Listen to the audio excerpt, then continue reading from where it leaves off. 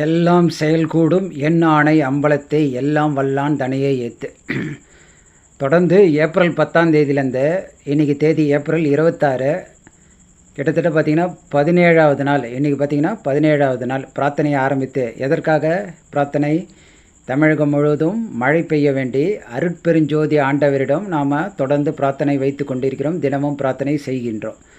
இன்னையோட பார்த்திங்கன்னா 17ஆவது நாள் ஆயிருக்கு. இந்த 17ஆவது நாள் பிரார்த்தனையை இன்றைக்கி நாம் செய்ய போகிறோம்.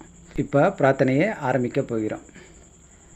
எல்லாம் வல்ல அருட்பெருஞ்சோதி ஆண்டவரே, எம்முடைய அற்புதமான கடவுளே, தனித்தலைமை பெரும்பதியே, சிற்சபையின் நாயகரே, சமரச சுத்த சன்மார்க்கத்தின் தலைவரே, அருட்பெருஞ்சோதியே, தனிப்பெருங்கருணையே, உண்மை நெறியே, கொல்லா நெறியே, குருவருள் நெறி என்பதை உலகுக்கு உணர்த்தும் விதமாக சுத்த சன்மார்க்கத்தின் கொள்கைகளை தற்போது உலகம் முழுவதும் பரவ செய்து கொண்டிருக்கும் எம்முடைய அற்புதமான ஆண்டவரே, உம்மிடம் இந்த சிறியவன் தயவு கூர்ந்து ஒரு விண்ணப்பத்தை விண்ணப்பிக்கின்றேன்.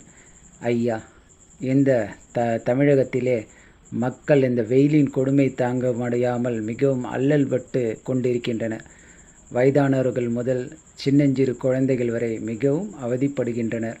இந்த வெயிலின் தாக்கத்தை குறைத்து உடனடியாக தமிழகம் முழுவதும் மழையை பொழிய செய்ய வேண்டுமென்று எம்முடைய ஆண்டவரே, உம்மிடம் அன்புடன் தயவுடன் இந்த சிறியவன் விண்ணப்பிக்கின்றேன். கருணையுடன் எம்முடைய இந்த விண்ணப்பத்தை ஏற்று உடனடியாக தமிழகம் முழுவதும் மழையை பொழிய செய்ய வேண்டுமென்று ஆண்டவரே, உம்மிடம் கருணையுடன் விண்ணப்பிக்கின்றேன்.